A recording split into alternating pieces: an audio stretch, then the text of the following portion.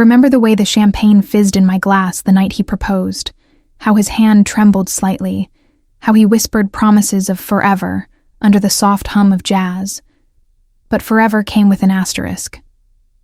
When I was diagnosed with stage 3 breast cancer, he stood by me, or so I thought.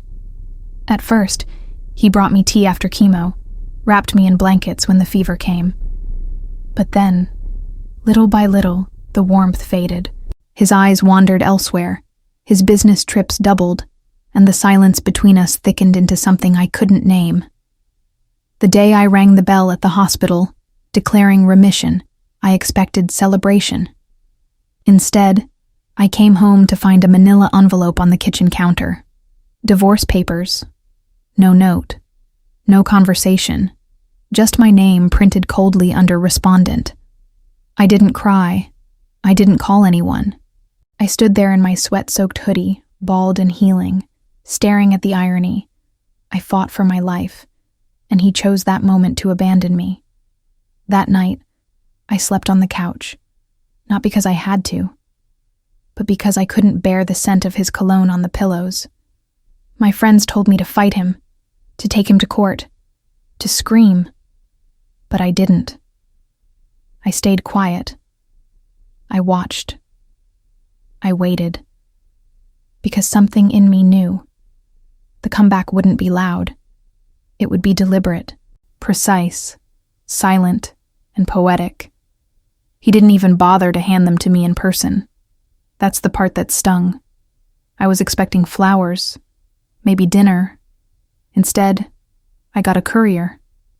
I stared at the papers in my lap, tracing the ink of his signature with my finger. Daniel Elliott Whitmore. The same hand that once held mine through PET scans now signed away our vows like a corporate contract. I didn't call him. I didn't beg. I didn't even text a question mark. Instead, I turned inward. The chemo had stripped me down, but I was still here, breathing, watching, and somehow stronger than I'd ever been, just not loud about it. Weeks passed. I saw him on social media, hosting events, smiling with donors, looking polished and philanthropic, the perfect public husband. The same man who, privately, couldn't handle the weight of a sick wife. Then came the email. It wasn't from him. Of course not. It was from his assistant. You are cordially invited to attend the annual Whitmore Gala for Cancer Research. Formal attire, red carpet. The irony made my stomach churn. He was using my story, our story, for prestige, fundraising off my fight, dressing up my suffering in sequins and speeches.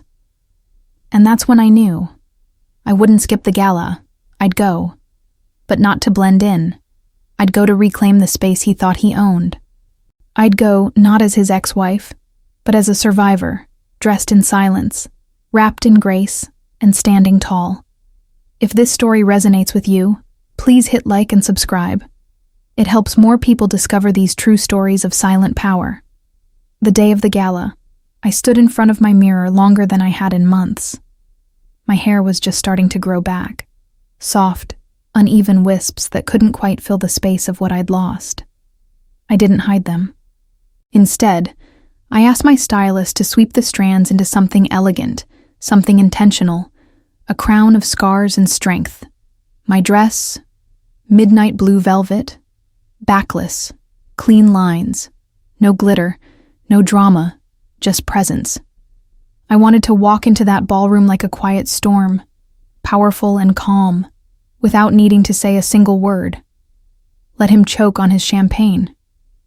As I arrived, cameras flashed. I didn't pose, didn't stop. I walked the red carpet like it was a hallway in my own home. I saw him before he saw me. He was standing by the fountain, in a tailored tuxedo, laughing with 2 women, one of them barely older than a college intern. His posture froze when he spotted me, and for a flicker of a second, he looked haunted. Not guilty. Not sorry. Just surprised. Like I wasn't supposed to be radiant anymore. Like I wasn't supposed to show up at all. I didn't speak to him. I nodded once, coolly, and moved past. But the board chair did stop me. She hugged me tightly. "You look incredible," she whispered, and then added with a slight smirk. "Would you be willing to say a few words tonight? You're the reason we're all here." And just like that, without planning, without permission, I was on the program. Not his wife, not his burden, but the survivor with the mic, and everything smelled like money trying to imitate meaning. I sat quietly at a table near the back, sipping water with lemon, watching Daniel circulate like the politician he'd always secretly wanted to be. He was magnetic, charming, the kind of man who could deliver a speech about cancer research without flinching, even while filing for divorce from a woman who'd just survived it. And that was the part that no one knew. I wasn't there for revenge. I was there to show what survival actually looked like. Raw, refined, and unbothered. When my name was announced, there was a polite wave of applause. People clapping for the idea of me, not knowing the weight behind the smile. I walked to the stage slowly, deliberately. The lights were hot, the microphone taller than I remembered, and for a moment, I could see Daniel at the edge of the crowd, pale as parchment, clutching his drink like a lifeline. I didn't read from a script. I didn't prepare lines. I spoke from the ache, from the marrow, from the quiet months when I wondered if my body would betray me for good. I was told I might lose everything, I began. My health, my dignity, my future. But I didn't. I'm here. And while cancer took my hair, my strength, my certainty, it gave me something more powerful than pity. It gave me perspective. The room hushed. Glasses paused mid-air. Daniel sat frozen. "We speak about fighting cancer like a war," I said softly. "But sometimes survival isn't about war. It's about stillness. It's about the strength to keep breathing when everyone expects you to disappear." I could feel the room leaning in, the kind of silence you can almost taste. Electric, reverent, like the pause before thunder. I didn't raise my voice. I didn't need to. "Some people think surviving cancer is just about staying alive," I continued, my voice steady, eyes locked with faces that had stopped blinking. "But surviving also means surviving what comes after. The loneliness, the pity, the abandonment. And yes, the people who walk away when you're no longer convenient to love." That line hit hard. A few guests shifted in their chairs. One woman let out a breath like a gasp she'd been holding too long. Daniel lowered his head. I paused. Let it sink in. Then I smiled. Not the brittle kind I used to fake when I was scared, but a full, open smile. "Tonight, you've raised money in the name of healing, and I thank you for that. But let's not forget, the real work of healing isn't done in ballrooms. It's done in bedrooms at 2 a.m. when you're too tired to cry and too scared to sleep. It's done in silence, in private, in the dark. A beat, and still. Here I am." The crowd stood. Applause swelled. Some clapped with tears on their cheeks. I stepped down slowly, passing Daniel without a glance. I didn't need to confront him. My presence had already done that. I returned to my seat as the MC thanked me, fumbling through her words, clearly moved. Donations doubled in the next 30 minutes. And Daniel, he never went back on stage. That night, I didn't just steal the spotlight. I rewrote the narrative, quietly, elegantly, entirely. If this story resonates with you, please hit like and subscribe. It helps more people discover these true stories of silent power. After the applause faded and the lights dimmed, I felt something unexpected. Not triumph, not vindication, but peace. A quiet warmth, not because I had humiliated him, but because I had reclaimed my own story. No longer his wife, no longer his silent shadow. I left the ballroom before dessert was served, slipped out through the service hallway, velvet heels in hand, my head high. Outside, the air was crisp and clean, like the universe had exhaled with me. My driver opened the door, and as I settled into the car, I caught one last glimpse of Daniel through the glass, alone at the edge of the crowd, staring at the stage where I had stood. I didn't wave. I didn't need to. The following week, headlines circulated. Survivor steals the spotlight at Whitmore Gala. Emotional speech overshadows host. But I didn't respond to the press. I declined interviews. This wasn't about viral fame. It was about quiet impact. I returned to my small apartment, watered my plants, scheduled a checkup. My world didn't explode. It expanded. And slowly, women started writing to me. Strangers, survivors, abandoned wives. I saw you speak. You gave me courage. He left me too. I hadn't set out to lead anyone, but somehow, my silence had become a chorus. Daniel. He didn't contact me, not directly, but I heard from mutual friends that his board began asking questions about the timing of our divorce, about using my story without consent, about optics. I didn't interfere. I didn't sue. I simply lived. And that was louder than anything I could have said. A month passed, then another. I rebuilt my days like a mosaic. Small fragments of healing stitched together with long walks, quiet journaling, and early sunrises. I began volunteering at a small support group for cancer survivors. Nothing flashy, just women in folding chairs, sipping lukewarm coffee, whispering truths too raw for dinner parties. That room became more powerful than any ballroom, and every time I spoke, I saw in their eyes the same thing I'd once craved, the need to be seen, not pitied, not erased, just seen. It wasn't until my third session with the group that I received the email.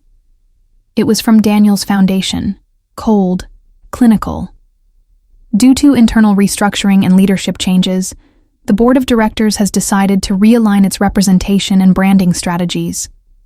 Your likeness and story will no longer be used in promotional material. We appreciate your previous contributions. I read it twice, then laughed, not out of humor, but clarity. The empire he built on my story was crumbling quietly, and he knew it. You see, I didn't need revenge through courts or scandal. I became the part of the story people remembered, not him. He filed for divorce expecting to erase me. Instead, he became the footnote in my rebirth. One of the women from group hugged me that night and whispered, "You remind me that I'm more than what he left behind." That, to me, was everything. I didn't set out to teach lessons. But life has a way of turning pain into quiet legacy. When you stop trying to prove your worth and simply live it. It was around that time I began receiving invitations. Not from his world, but mine. Quiet ones. Podcasts hosted by survivors. Small foundations looking for keynote speakers. Grassroots organizers who didn't care about ballrooms, just truth. At first, I hesitated. I wasn't a public figure. I didn't crave stages. But one night, while sitting on my tiny balcony under a sky full of stars, I realized maybe this wasn't about spotlight. Maybe it was about presence, about showing up, not just for others, but for the woman I'd become. So I said yes. And every time I stepped into those rooms, small, warm, imperfect, I felt more alive than I ever did at any gala. I spoke about resilience without bitterness, about silence as strength, about how healing sometimes means letting go of what you thought was love, so you can finally make room for what actually is. And people listened, not because I spoke loudly, but because I spoke honestly. The messages kept coming. Letters, emails, tears, gratitude. I became a quiet flame that others could warm themselves around. Meanwhile, Daniel's name faded from the headlines. His board restructured again. Donations dwindled. A new foundation emerged, this time founded by survivors, for survivors. They asked me to join as a mentor, not as a symbol, but as a guide. The irony wasn't lost on me. The woman discarded like broken glass, now helping others find their reflection again. Quiet power has a rhythm, a slow, steady hum that outlasts applause, and I was finally learning how to dance to it. It was a rainy Thursday afternoon when I saw him again, not in person, but on a screen. A video clip had surfaced on social media. Daniel, sitting stiffly in a panel discussion, talking about resilience in leadership. His words were polished, his smile trained, but his eyes, they looked hollow, like someone playing a role that no longer fit. The comments under the post were telling. Wasn't his ex-wife the one who gave that unforgettable speech? Funny how he talks about resilience now. I didn't comment, I didn't share, I just watched the universe do its work. Quietly. That same week, I was invited to speak at a private retreat for women recovering from betrayal and illness. It wasn't just about cancer anymore. It was about emotional survival. About starting over when the people who should have stood by you didn't. As I walked into that cozy lodge nestled in the woods, women stood up. Not out of obligation, but recognition. And as I spoke, heart open, voice calm, I could feel something deeper taking shape. Not revenge, not triumph, but quiet legacy. I ended my talk with a line I hadn't planned. They thought I'd fade, but I didn't. I became the part of the story that mattered. And the room? Silent. Some smiled through tears. Others nodded with that deep, knowing ache only survivors share. I walked out under the pines, barefoot, grounded. It hit me then. Daniel may have tried to erase me, but in doing so, he carved the path I now walk freely. And I wouldn't trade it back. Not even for 1,000 second chances. Months later, I received a letter, handwritten, in Daniel's familiar cursive. My stomach turned as I opened it. There were no apologies, no grand confessions, just a quiet string of sentences. I watched your speech again. I didn't recognize you at first. Not because you've changed, but because I never really saw you. You were always stronger than I could handle. I hope you're well. D. I folded it slowly and placed it in a drawer I never opened again. It wasn't bitterness. It was closure. Because nothing he could write would undo what had already been rebuilt, not just in my life, but in me. Ironically, that same week, I was invited to co-host a new initiative, a foundation supporting women rebuilding their lives after medical and emotional trauma. Not a gala, not a fundraiser with champagne. A movement. One built on honesty, community, and the kind of resilience that doesn't sparkle on a red carpet. I said yes without hesitation, and when they asked who inspired the idea, one of the founders simply said, "We saw a woman speak once, and it changed everything."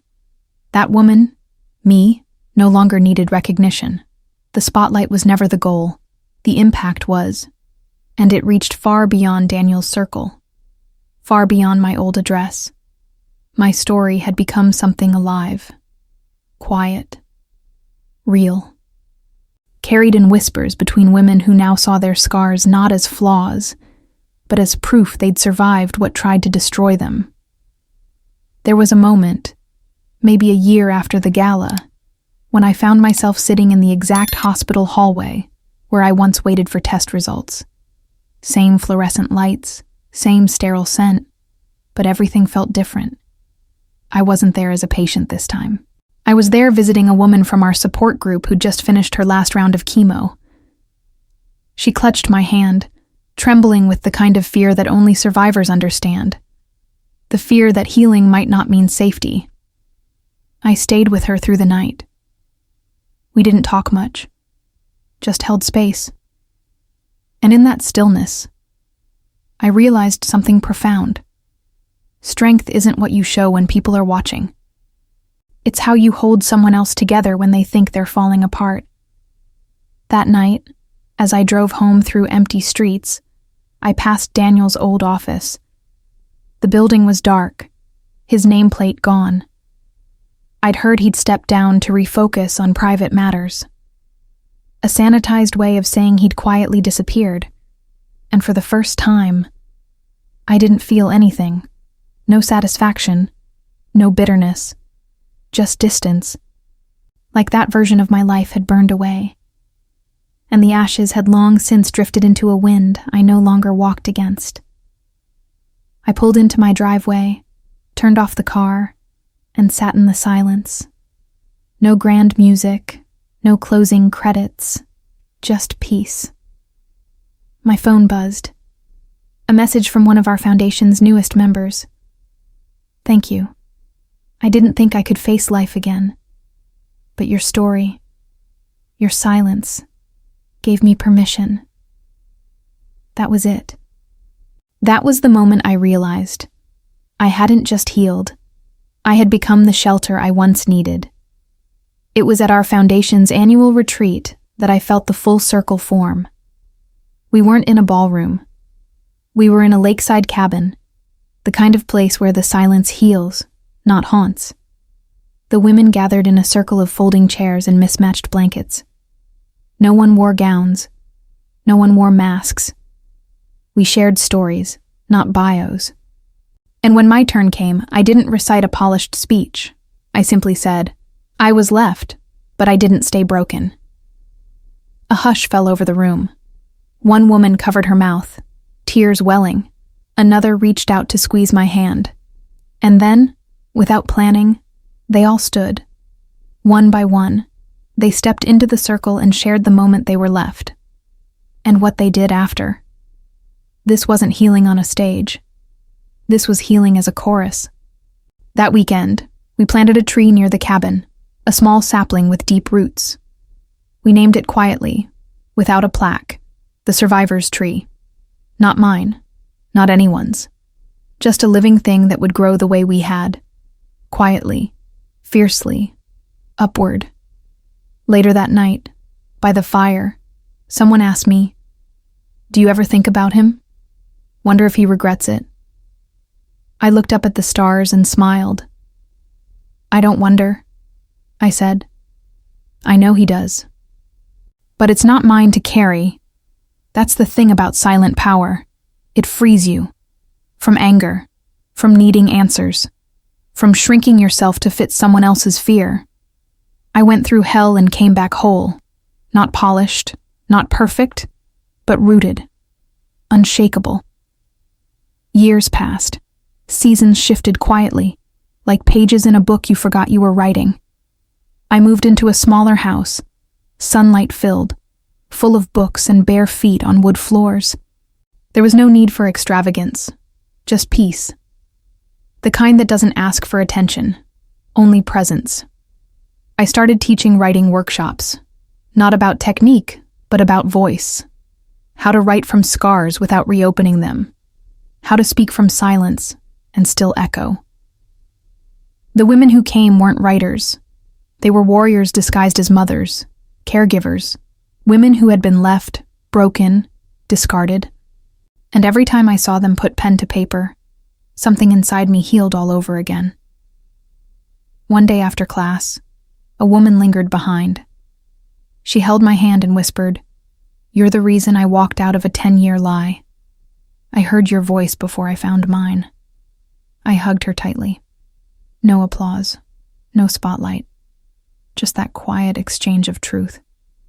That's when I knew I didn't need to look back anymore, not even out of curiosity, because my life, my real life, had finally begun. I hadn't just survived cancer. I hadn't just survived betrayal. I had survived being unseen, and turned that invisibility into a mirror for others to find themselves. The girl who once stood trembling in a hospital gown was now standing steady in rooms full of women rediscovering their names. And Daniel, he became a chapter, not the ending. Not even the antagonist. Just a man who walked away before the miracle. One afternoon, as autumn painted the trees in copper and fire, I received a formal letter. It was from a publishing house. They had read one of my essays, a quiet reflection I'd published anonymously on healing after abandonment, and wanted to compile a collection. Not just my story, but the stories of the women I'd mentored. Real voices, real strength. They called it Still Standing. I cried when I saw the title, not because it was about me, but because it wasn't. It was about all of us. Every woman who had been left, dismissed, underestimated, and kept breathing anyway. When the book launched, I didn't throw a party. I hosted a reading in the same hospital chapel where I once prayed in silence. The pews were full of women, survivors, caregivers, daughters, even nurses who remembered me. I read just one passage, about the night Daniel left, and the morning I made tea for myself. Shaky, tired, alone, but alive. That was the first sip of freedom, I said. The room didn't clap. They breathed, deeply, collectively, as if they, too, had just sipped something warm after a long winter. Daniel never reached out again. I think he understood that any door to me had closed long before I found peace. And that peace, it wasn't loud. It didn't need to be. It walked beside me now, in bookstores, in retreats, in handwritten letters from women I've never met. That was the revenge, if you want to call it that. Not success, not spotlight, but the quiet, undeniable fact. I became whole in the absence of his love.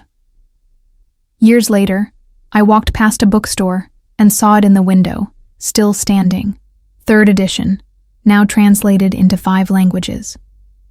I paused, not out of pride, but reverence, not for the book, but for the journey. I had once been a woman sitting alone on a bathroom floor, peeling off a hospital bracelet and trying to believe in a tomorrow. Now, that same woman stood rooted, surrounded by stories that echoed her own, stories that would outlive whispers, outshine betrayal, and outlast any man's attempt to erase her. I never remarried, not because I feared love, but because I stopped waiting for it to validate me. Love came in other forms now, in shared silences, in warm cups passed between trembling hands, in words that made women feel seen. I had created something Daniel never could, legacy. And it didn't come with applause. It came with impact, quiet, lasting, irreversible. When people ask what happened to him, I tell them honestly, I don't know, and I don't need to. His chapter ended quietly. Mine? It keeps writing itself in the lives I've touched. They thought I'd disappear, but I didn't. I stood up, spoke softly, and changed everything. Thank you for watching until the end. If you've ever lived through something similar, share your story in the comments, and don't forget to subscribe, because sometimes the loudest impact is made in silence.